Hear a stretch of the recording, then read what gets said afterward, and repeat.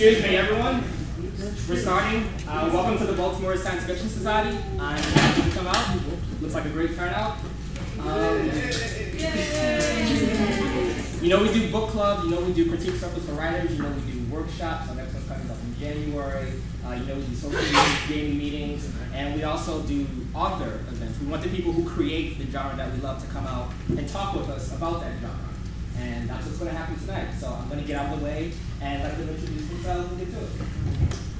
I am not an author. My name is Colleen Cahill. I actually work at the Library of Congress, where I have the dubious part-time title of recommending officer for science fiction and fantasy. 2 hours a week.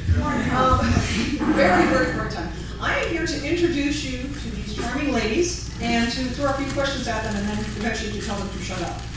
So I'm going to start off with basically introducing them as they're going down the table. So just to my left is Jerry Smith-Reddy, and she writes for both adults and young adults. She has been an award winner twice and been a finalist 4 times. I'm not going to name all the awards because we don't have enough time, but obviously she is very good at that.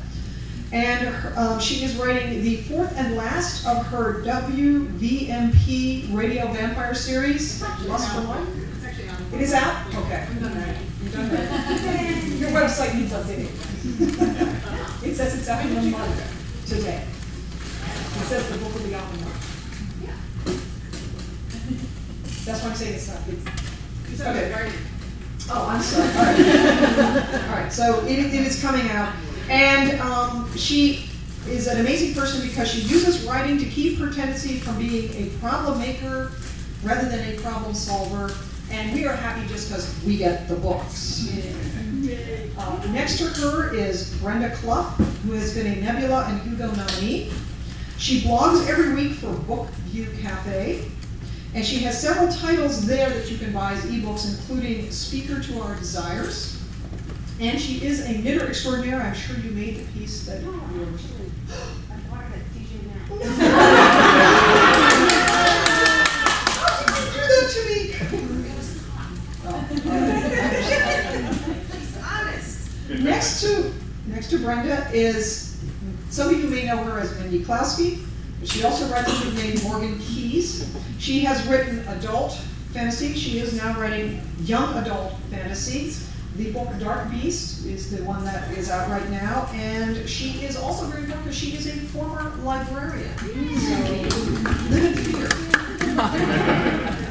And last but certainly not least is Georgie Lamplighter.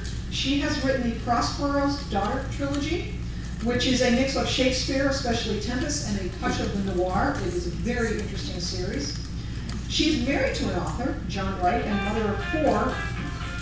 And she contributes to the Badass Fairies anthology, which she also co-edits. And she has a young adult title coming out soon, and I'll let her talk about that. So the theme of our talk today is supposed to be women in fantastic fiction.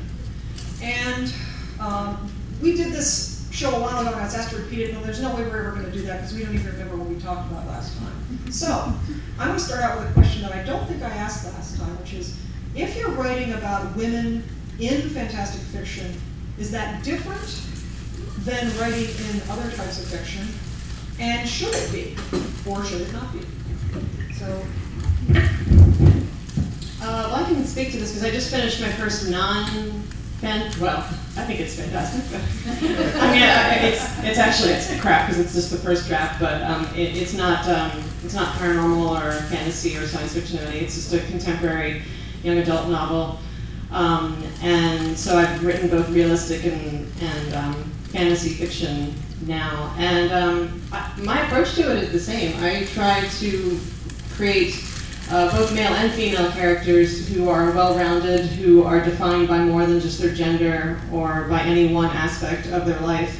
And I always try to make sure that the female characters especially have something going on with them that is more than just about, who they're romantically involved with. But then again, most of my fantasy, other than my epic fantasy trilogy, the majority of my books have contemporary settings. So we're dealing with, the females in them are dealing with today's contemporary society's expectations of women. So in a way, it's not really that different writing for them versus in a contemporary realistic book. I found a little bit of difference. The reason that I'm here as Morgan Keyes with this middle grade novel, as you can tell, is because the novel before Dark Beast was The Daddy Dance, and the novel before that was The Mogul's Maybe Marriage, category romances that were published by Harlequin. They were rather racy category romances published by Harlequin, so we didn't want 10-year-olds to find them quite as easily as just going right online.